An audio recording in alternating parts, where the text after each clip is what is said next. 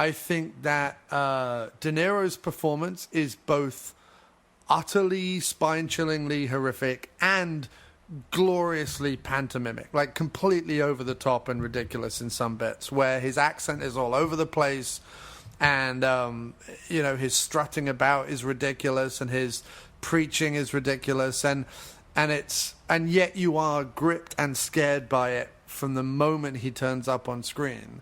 Can I also note? Yeah, go ahead.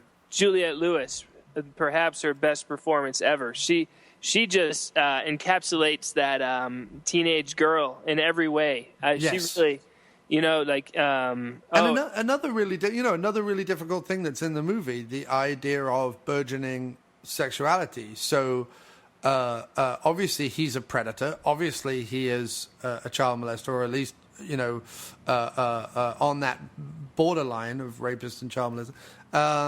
And yet she is obviously also having those first awakenings, and there is that wonderful sort of, well, not wonderful, but sort of there is that examination of that blurred line, which is kind of horrific but also human. Do you know what I mean?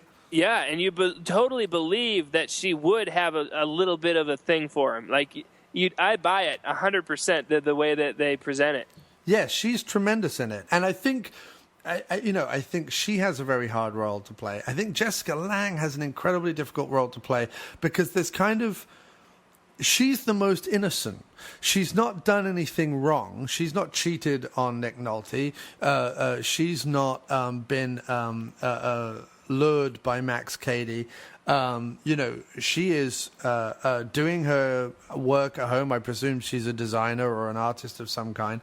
Loving her dog and looking after her daughter. And yet, because throughout the movie she is either on Nick Nolte's case, or they're arguing or they're bickering or whatever, or she's drinking or she's smoking or whatever it is, there's this implication that she's sort of a bit of a bane to be around, you know what I mean? Yet we don't see those years and years and years of neglect and abuse that Nick Nolte has put on her that led her to become that person. So although they all seem like shrill, horrible, bitching people, she's got every reason to be at that point. But it's I sympathize with her for sure. Of course, but it's a very hard role to play because she's got to play bitchy, certainly in certain scenes, where you want to feel sorry for Nick Nolte because he's being hunted down and he's being attacked and his family's in peril. But you also know what a scumbag Nick Nolte is. So. Yeah, I know. He's playing racquetball with that girl, and you're like, oh, Nick, what are you doing? What are you doing, Nick? Not good at all. But I really was happy to watch it last Saturday night. And the last thing I want to say is. It's over the top, gleeful fun, throughout. Obviously, it hits, like you say, lots of serious topics that get you thinking. And all the while, it can still be fun, which is amazing. But the moment when you're like, okay, like, there are no rules is when the camera pans down and we see that De Niro has been attached to the bottom of their car. Right. It's like a couple 100-mile drive, like a 100-mile drive. He's just hovering below their car, and it's like, okay, anything can now happen. Yeah. And I'm all right with it.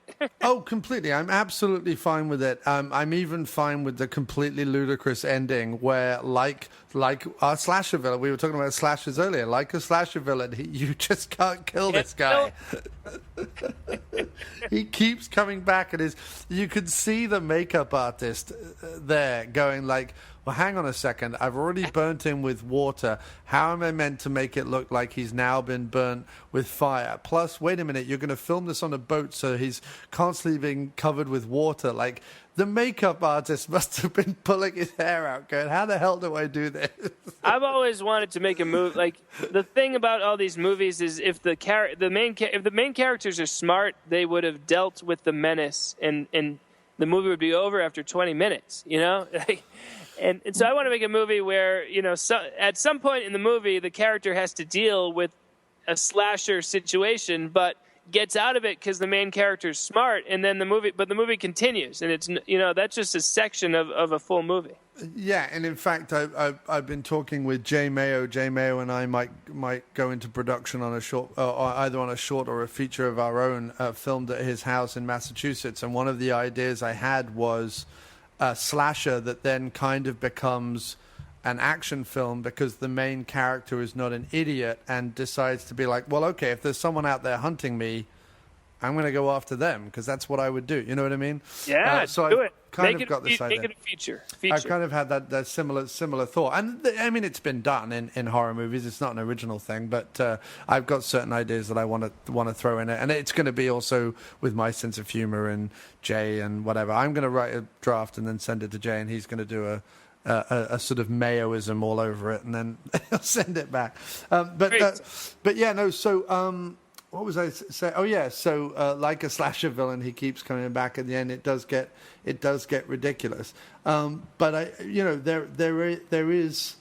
It's very interesting how Scorsese is able to throw everything in this movie, even the kitchen sink, and yet there still be moments in it where you are thinking and questioning. And one of the things you were saying about like a lead character being smart, I think one of the most interesting things about the original Cape Fear and this one is the idea of the fact that up until a point, Max Cady is aware of the law, is aware of what he can do in the bounds of the law, and therefore sort of torments them without ever being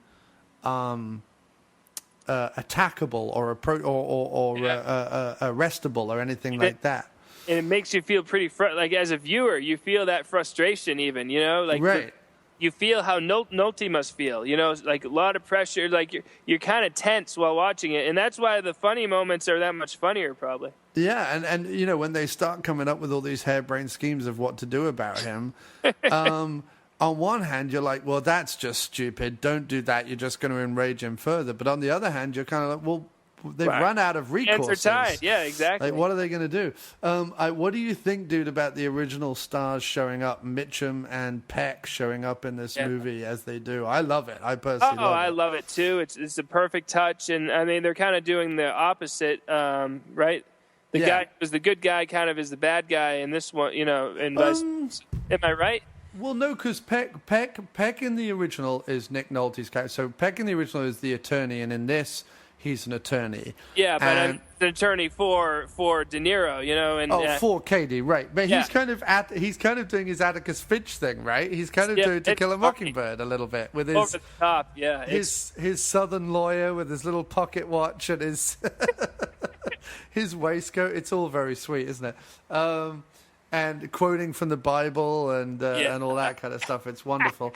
And Mitchum is the kind of shady chief of police who suggests to Nolte, why don't you take the law into your own hands? To which Nolte's like, what did you just say? Like, are you crazy? Yeah, and then he's like, I never said that. It's great. Yeah, so I like how, like, I think...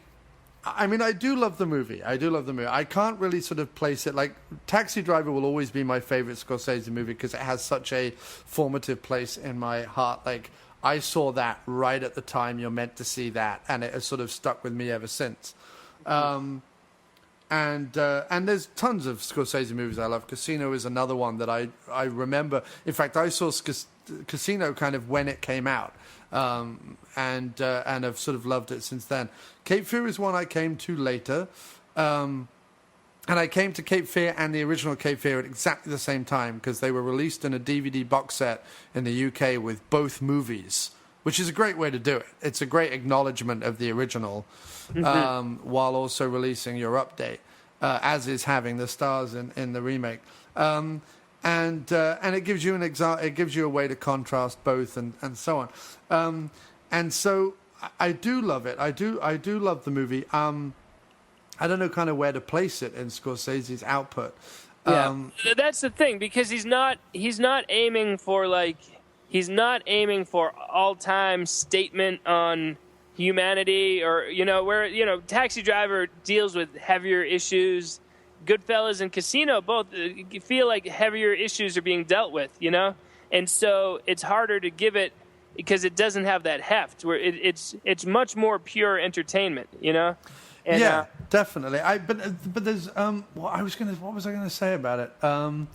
I was constantly intrigued as well. I don't know how many how much of this you've seen, but there are sequences in this movie that are filmed like a rom-com from sort of the early 60s, like a sort of Doris Day, Rock Hudson type thing. There's a sequence where Nick Nolte's face they're in the kitchen of the home towards the beginning, and Nick Nolte's face is close up and Jessica Lange is in the background, and they're sort of laughing, Are they both in focus? Or there's one where they're in the bathroom and there's like a weird effect where they're not lined up next to each other, but they're both in focus. Do you know what I'm talking about? I do know exactly what you're talking about, and I think that there's an effort, especially with the family scenes, whether it's the arguments or whether it's the happy moments, to almost make them timeless.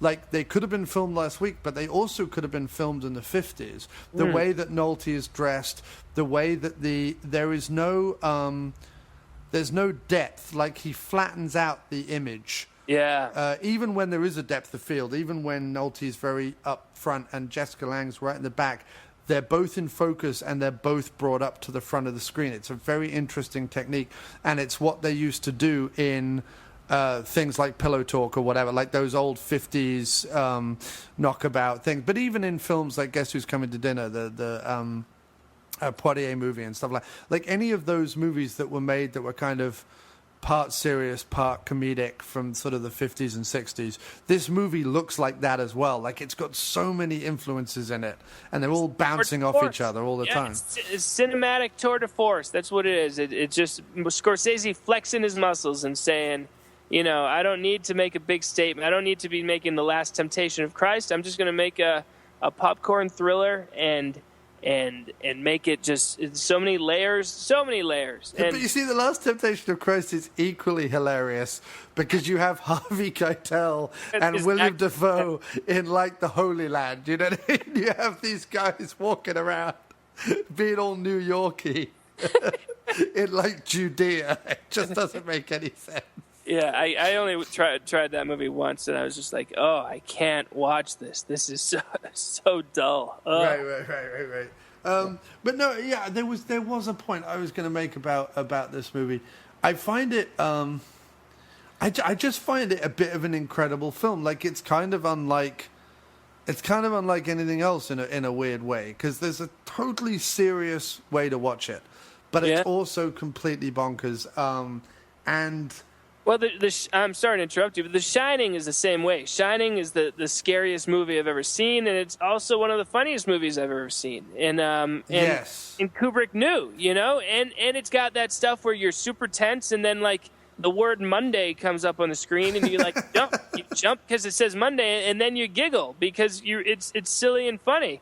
One of the things people always forget about these guys, whether it's Kubrick, Scorsese, or whatever, whenever they're going on and on about them, and I think I've probably gone on, I sound too fucking pretentious as well, but the thing they forget about these guys is they have a sense of humor too. You know what I mean? Like, we all have a sense of humor. Barry Lyndon, it took me a while to figure out. I watched Barry Lyndon a couple times. I was like, this just seems so serious and boring. And then you watch it like the fifth time, you're like, wait a second. Every second of Barry Lyndon, and it's 3 hours long. Every second is hilarious. Oh my God, this is unbelievable. Yeah, and I was one of the few people who liked Eyes Wide Shut, because I think in Eyes Wide Shut he's poking fun at human sexuality and human relationships, and I don't think that's meant to be a serious examination. I think that's meant to be, you know, funny and truthful. Yeah, tons of humor there, but it is simultaneously serious and, you know, and a little scary, and that's why I brought up Match Point, because it's the same thing. I'm tense, but I'm also kind of marveling at the husbands and wives, hyper realism too, you know. But husbands and wives, with Juliette Lewis in it. There is some stuff in Husbands and Wives that is utterly horrifying if you've ever been in a relationship that's even at all fractious. And there's bits in it that are utterly hysterical. The sequence where Sidney Pollack is dragging his aerobic instructor out of a party and they're having a horrible fight. I'm kind of laughing at that as much but as you're a little tense too. Yeah, I know. Yeah. But there's also what's that great? Is it in Crimes and Misdemeanors when someone ties up his sister and goes to the bathroom on her, and it's really horrific. But then Woody Allen comes home and sits on the bed and says, "A strange man went to the bathroom on my sister," and his wife rolls over and says, "Turn the light out when you get into bed," or something like that. It's like, it's making light of these horrific and horrendous situations. You've got to give Scorsese his due with the scene with Harvey Keitel and Jodie Foster in Taxi Driver, and with the scene with Robert De Niro and Juliette Lewis in the school theater in Cape Fear. He has put on camera 2 sequences in which there is no overt violence, and only the slightest sort of sexuality in both scenes, physical sexuality, and yet both scenes absolutely make your skin just crawl up the wall. Yes. You know what I mean? Like you think to yourself, how did Keitel and how did De Niro perform those scenes with the, in the case of Keitel, sort of horribly relaxed calm that he has dancing with this underage girl, and the horrible forcefulness and charm that De Niro performs that scene with. Like, how do they find that in them to do that? I just, there's no way I have anywhere near the ability as an actor to even come close to wanting to do that, let alone being able to do that, you know? Yeah, well, I mean, it's not even your actor qualities that make you not want to do it. Maybe it's just your human qualities. Like, I'd rather... that's a bit of an awkward situation. It's a very awkward situation to be in with a teenage girl. Just in real life, Jodie Foster was 13 years old. And, Frank, you know, I'm glad I like Taxi Driver, but, I mean, I don't think it's healthy for her to have played that role. And, I mean, this is a completely different topic, but... No, go ahead, dude. Go ahead. Any director who's not, you know...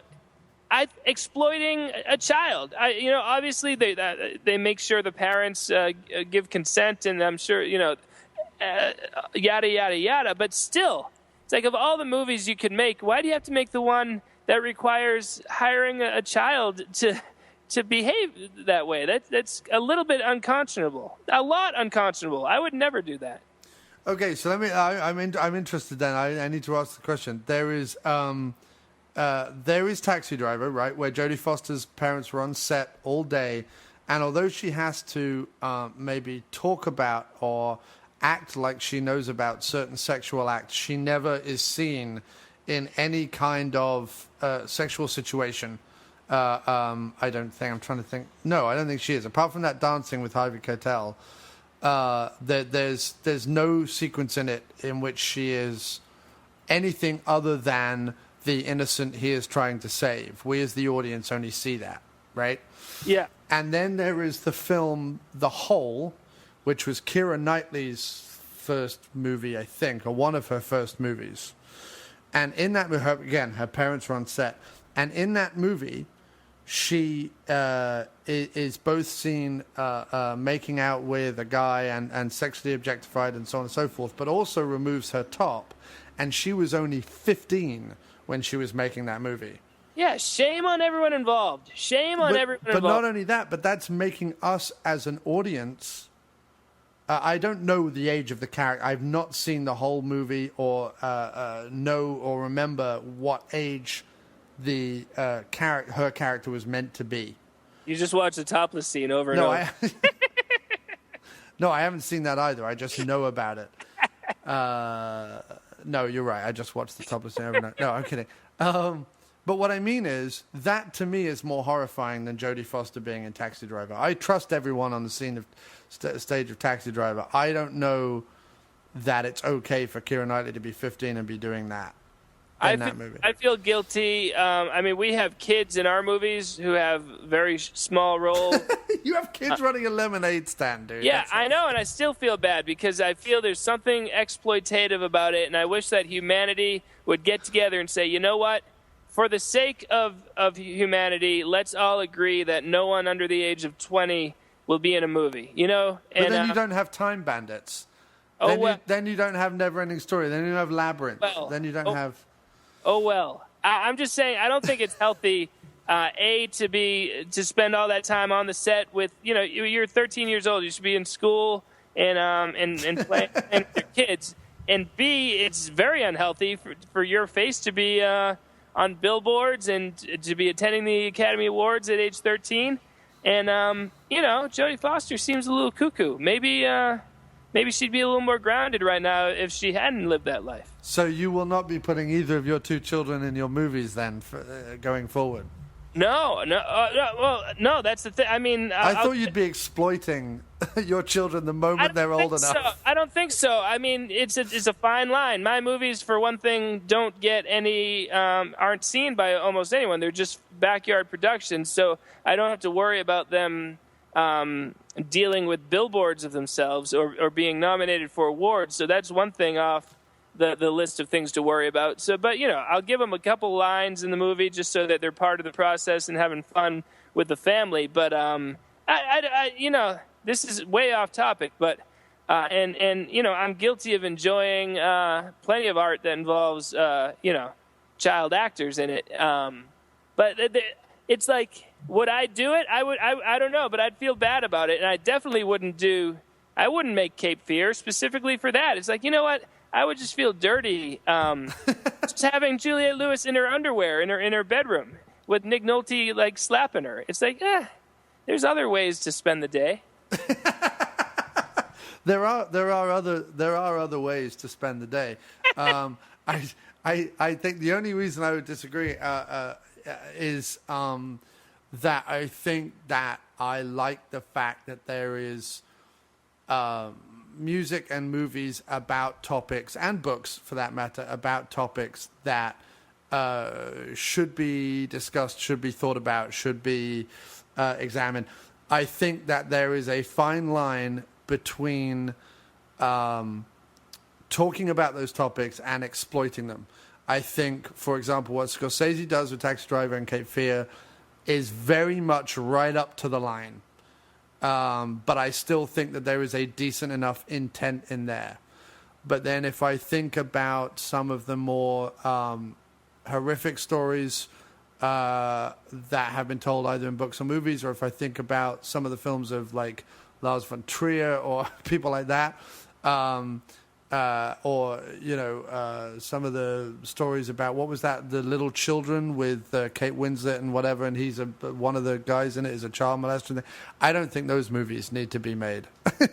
I think it's to do with intent, and I think there's certain lines that can be crossed.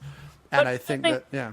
Would you want your daughter playing that Jodie Foster role in Taxi Driver, where she's wearing, you know, these incredibly tight clothing, or she's offering favors to Robert De Niro? Just that. I wouldn't want my kid saying those lines. That's unconscionable.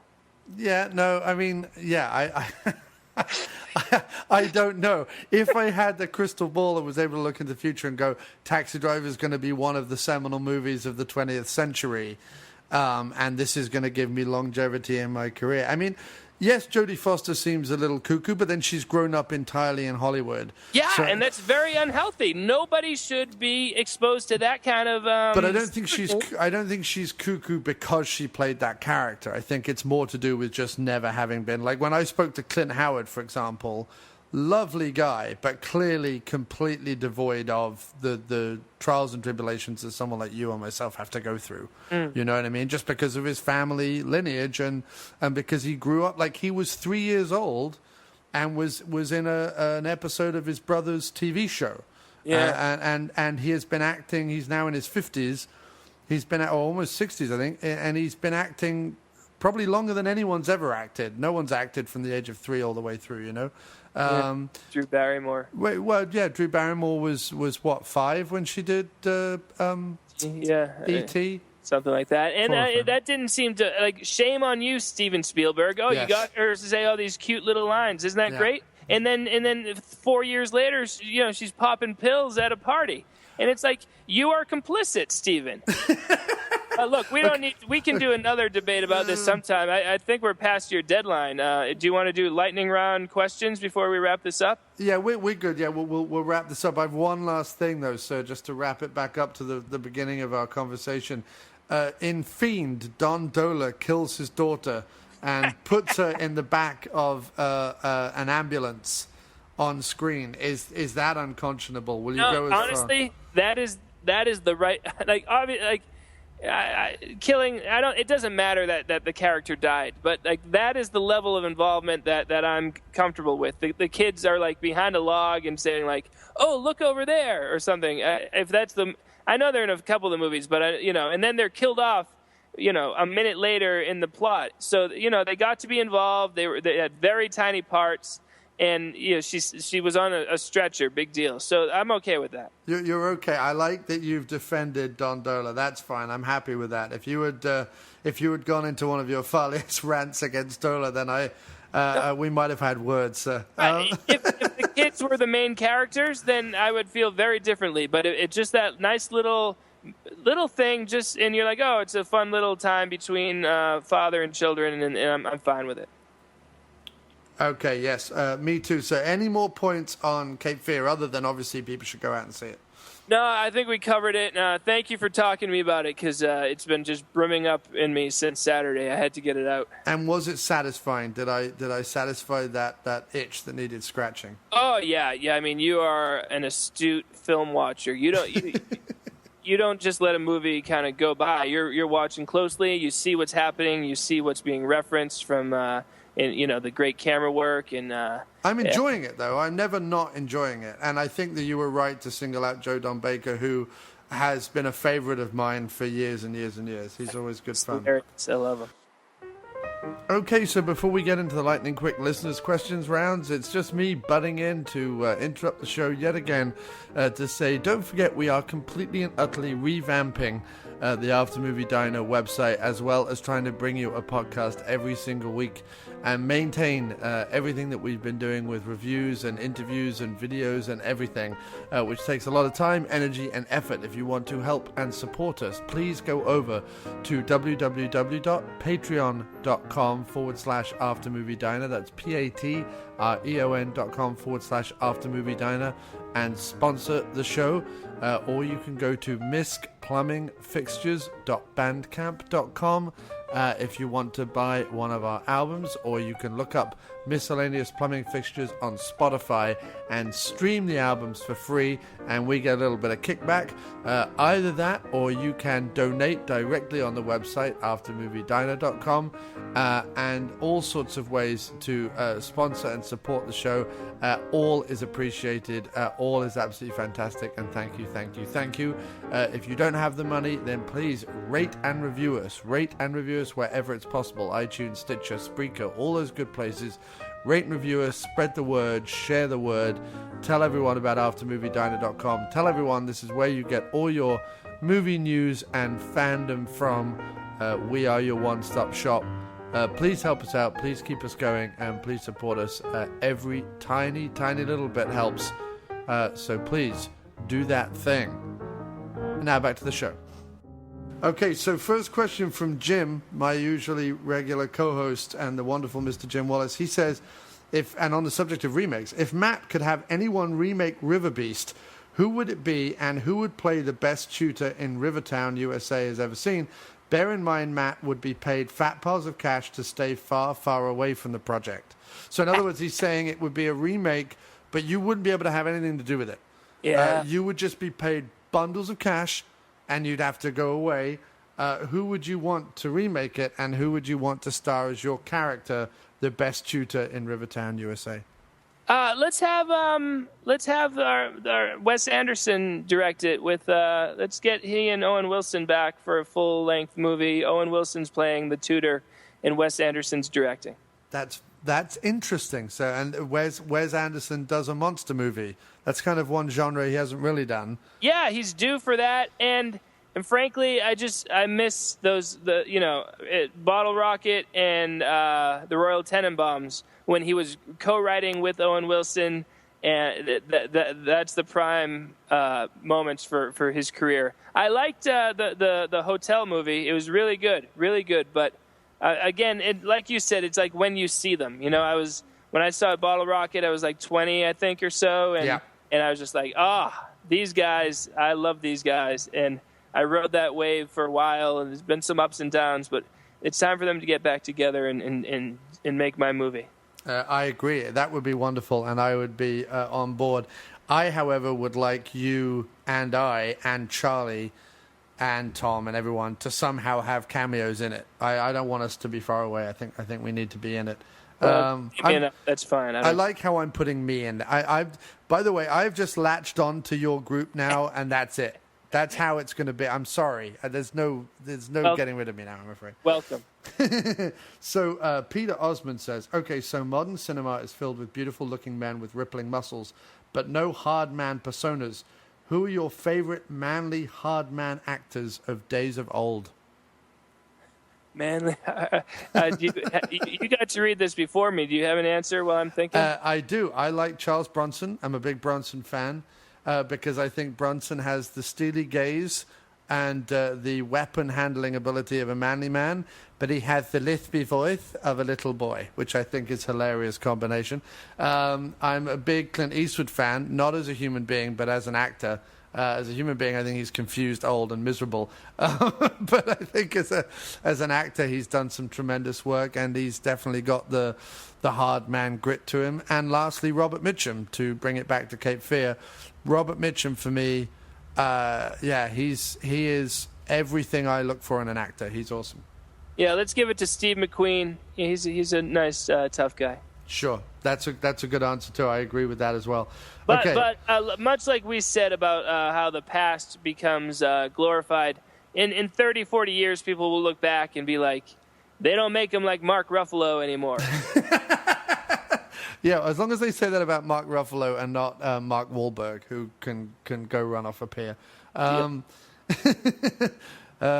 It's so funny because let's say when I revamp the website that like 5 years from now I have to interview like Mark Wahlberg. Let's say suddenly the website takes off. It won't, but let's just say.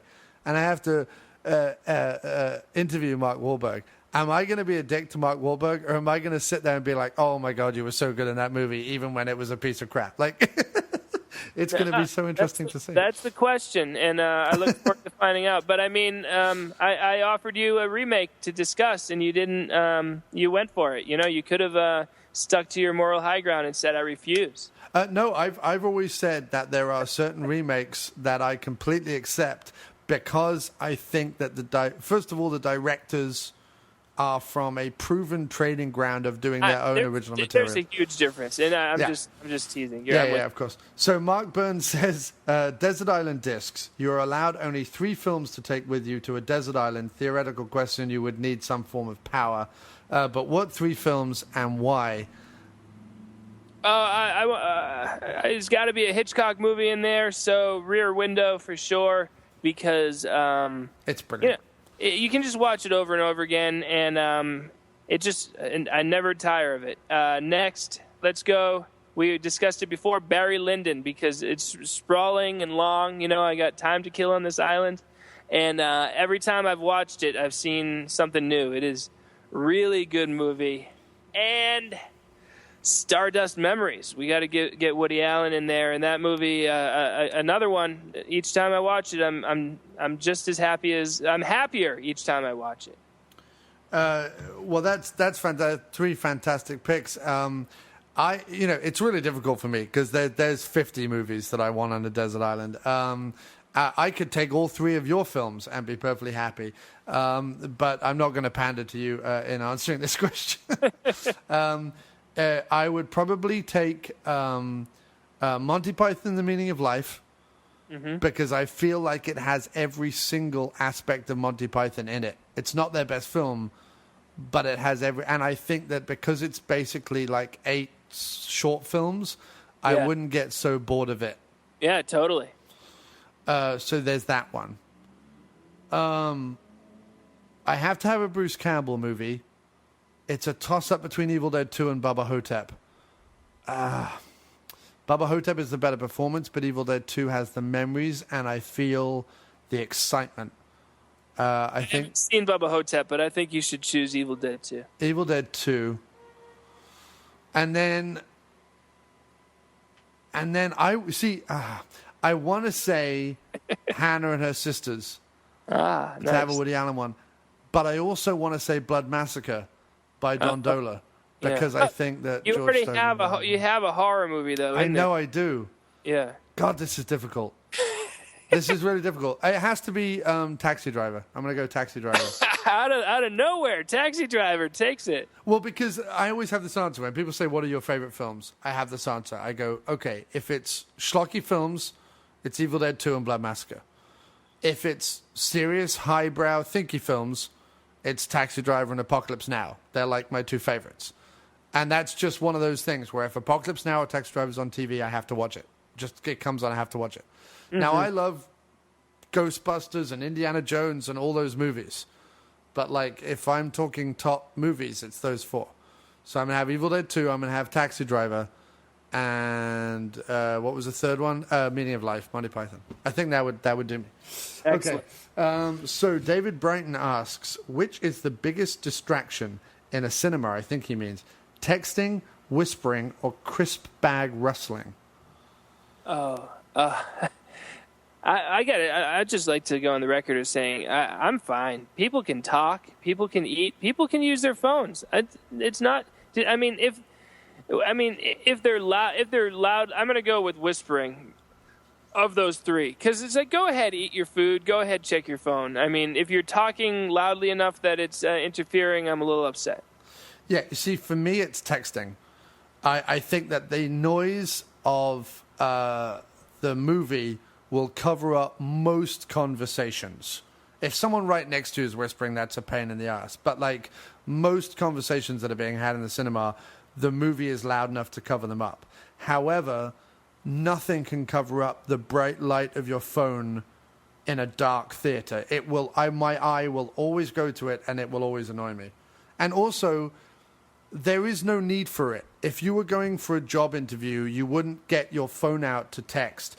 If you were going to a funeral, you wouldn't get your phone out to text. Like, well. You just wait. I mean, you're living in an antiquated age where people didn't text during funerals. I mean, the future is upon us, and you're going to have to embrace it because I'll tell you, I haven't been to many funerals lately, but I'm willing to bet that texting happened at 90% of the last year's worth of funerals. I'm just saying, if there was a place where, and I was trying to think, church, whatever it is, there are certain occasions where people go. If you go on a date, right? You might text. You go on a date. You put your phone on the table right in front of you. And you check that phone frequently. It's a new world, John. You're going to have to advance or just become obsolete. Yeah, I'm going to become obsolete happily because texting in movie theaters, I think they should be dragged out into the street and beaten to death with their own phones. Do we have more questions? We do. Sorry, dude. I'm keeping you up. What are the top 5 action movies that have not seen a DVD or Blu-ray release that need to be given the special edition treatment? I don't know if I have a top 5, but I want to see every Don Dohler movie on Blu-ray. Action movies that don't have Blu-ray treatments. I got nothing for that. I'm not an action movie guy, and I definitely don't know what's been released in the action genre. I mean, I would say anything by PM Entertainment. They all kind of need Blu-ray releases and haven't had them. Anything Cynthia Rothrock is in. I know that there's an Asian Blu-ray of Yes, Madam, but I don't think there's one of Above the Law, and that's a really great Hong Kong action movie. There's probably a ton from 80s and 90s that need to be released. A couple of Dolph Lundgren, Jean-Claude Van Damme. Don't know off the top of my head. Sorry, Max Falkenham, but thank you for asking the question. Peter Osmond offers Ronin is apparently long past a special edition Blu-ray.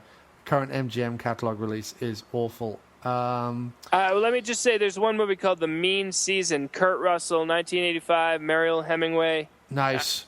I don't know what the release situation is, but I know that it hasn't gotten its due for just sheer joy. And in fact, maybe one of these days, if I'm back on the diner, we could discuss it. Okay, definitely. Peter Osmond then asks, Star Wars, Star Trek, Star Crasher, Starman, and Stargate had a fight. Who would win? The prize is a gold star.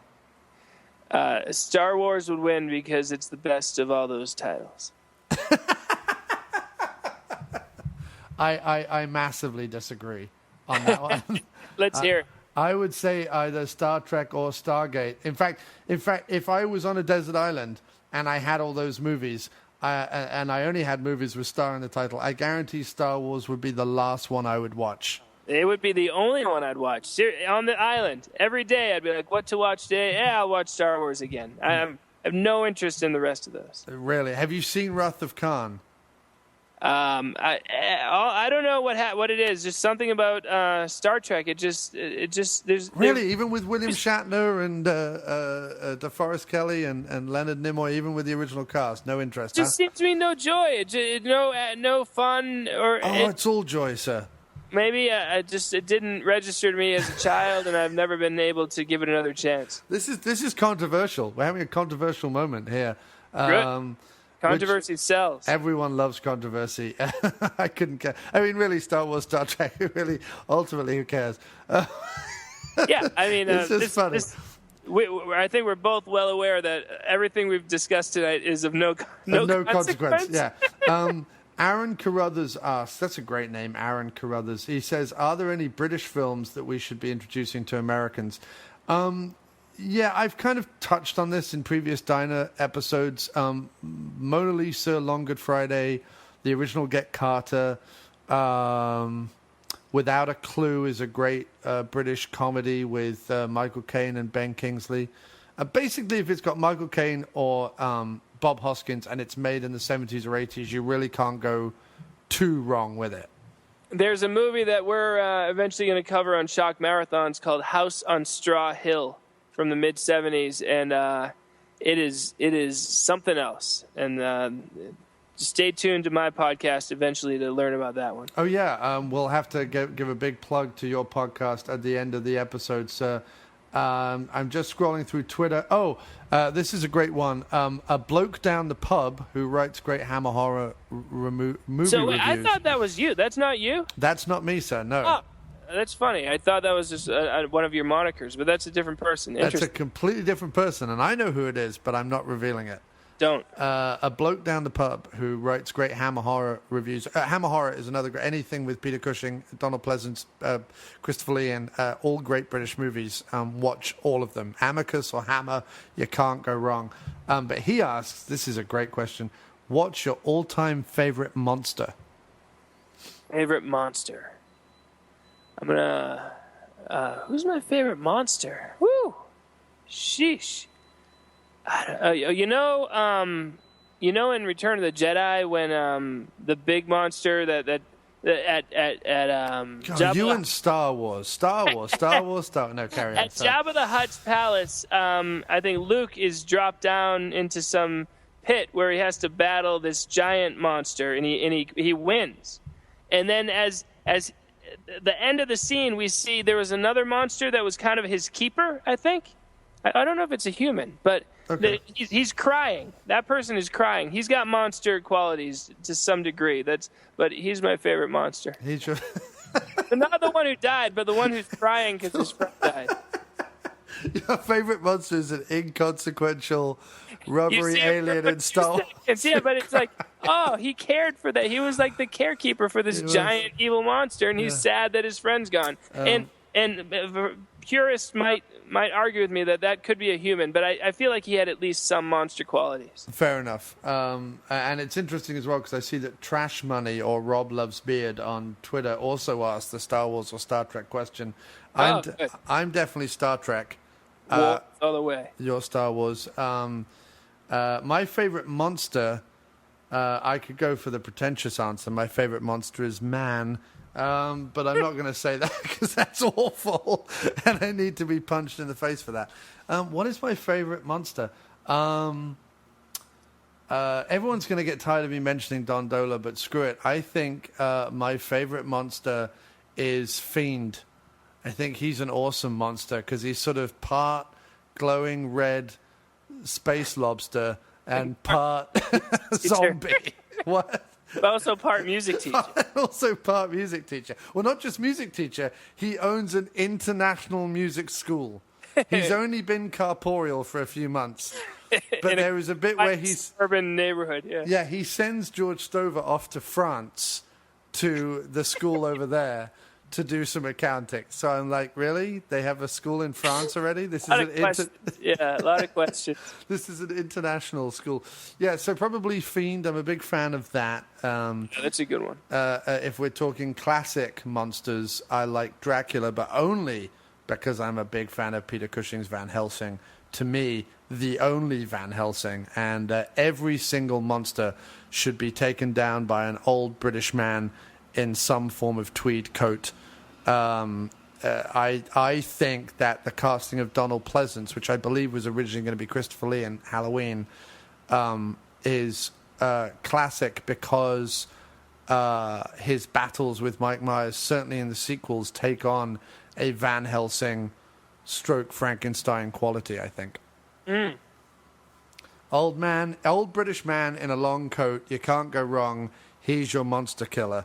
Whereas in your movie, you have Edo Hootkins, who plays the mean harmonica and likes looking at the picnic babes, but is useless as a monster fighter. I know, I love it. Yeah, that's fantastic. Look, Matt, that has been an absolute thrill. We're now hearing sirens in the background. They've come for me to take me away.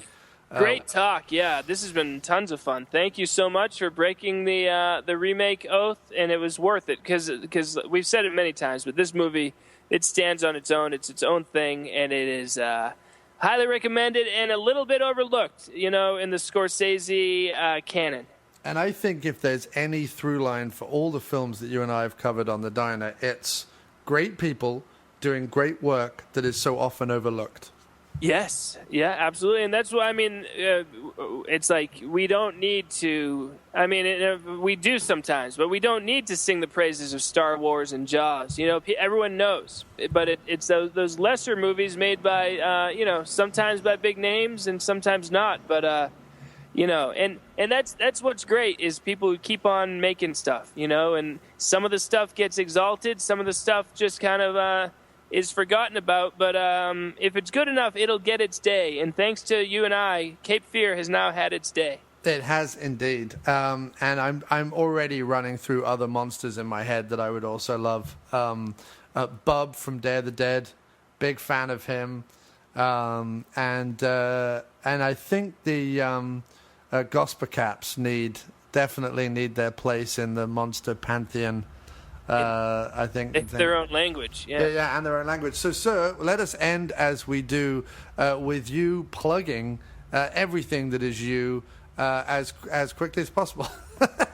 All right, listen, all you jerks. Go to moternmedia.com. It's like modern media, except with a T instead of a D, and check out everything I got, all my music and movies too. There's a whole movies page with many of the movies right there. You can watch them and sit back and enjoy some Dohler-esque homemade filmmaking.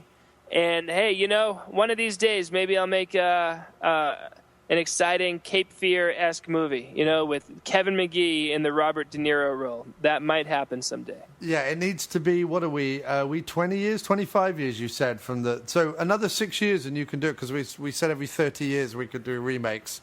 So in another 6 years, if Hollywood doesn't beat us to it, you've got to make a Cape Fear remake with Kevin McGee. We're going to do it the informal way, in which it just happens to be a movie about a criminal who has a grudge against his defense attorney, but we're going to call it Fear Cape. Fear Cape, because he wears a cape. Yes, Fear the Cape. Oh, that's a great idea. McGee wears a cape, and it's you and Elizabeth and your kids can be the family, because by that point your kids will be old enough. No, to be exploited. Absolutely not doing it. You're trying. I tried to lure you into the world of remakes. You're trying to lure me into the way of child exploitation. Yeah. I am. Well, maybe you could have, I think, in which case you have to go the opposite. You have to find a 40-year-old woman and then say she's 15. That's how you have to do it. It's fine. Look, it's fake. We know it's not real. We're watching a movie on a screen. Nobody thinks this is real life. Right. So let's just suspend our disbelief for the sake of the children. Yes, I think it would be hilarious, though. You dress her up in like a tiny girl's costume, but she's got to be sort of 60 or something, maybe. Or yeah, it's fine. Yeah. I think that at the beginning of every movie, now that there's a new rule, no one under 20 can be in a movie, there's just a little disclaimer that says, please, for the sake of the children, please suspend your disbelief. And then the movie starts. Your favorite movie has to be Grease, then, where all the teenagers in high school are played by 40-year-old actors. Yes. Oh, yes. Stockard Channing playing a teenager is the most hilarious thing I've ever seen in my entire life. Yeah, it's great. I'm all for it. Because, the teenage years are not everyone's best years anyway. Why are we putting that, why are we preserving that on film? I agree. And look at, by the time they get to Back to the Future 3, even though it's meant to take place over just a couple of days, like Michael J. Fox is like 50 by the time he's playing. I think he's like 25 in the first movie. Right, yeah. I remember he's got a youthfulness that shines through. But, I suspend my disbelief all the time anyway, so, Sure. I don't think Robert De Niro really broke someone's arm and tore their cheek out, so I suspended my disbelief. Yeah. Anyway. So that's it. Coming soon, Motern Media's remake of Cape Fear called Fear the Cape, in which a 50-year-old woman will play the Juliette Lewis role. Oh, that's going to be real fun.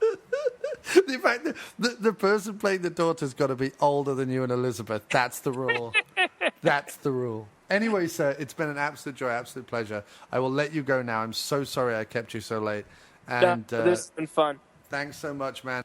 And now I am more than a little excited to present what is essentially an exclusive Motern Media song, not available anywhere else but this podcast. Take it away, Matt.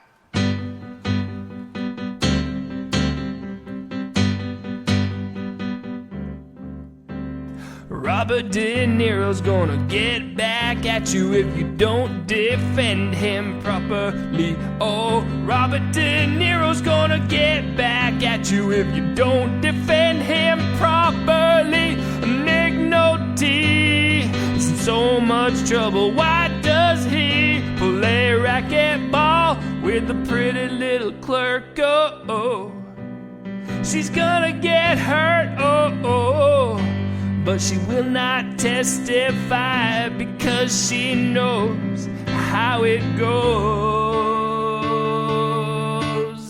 Martin Scorsese's got no excuse for the way he exploits Juliette Lewis.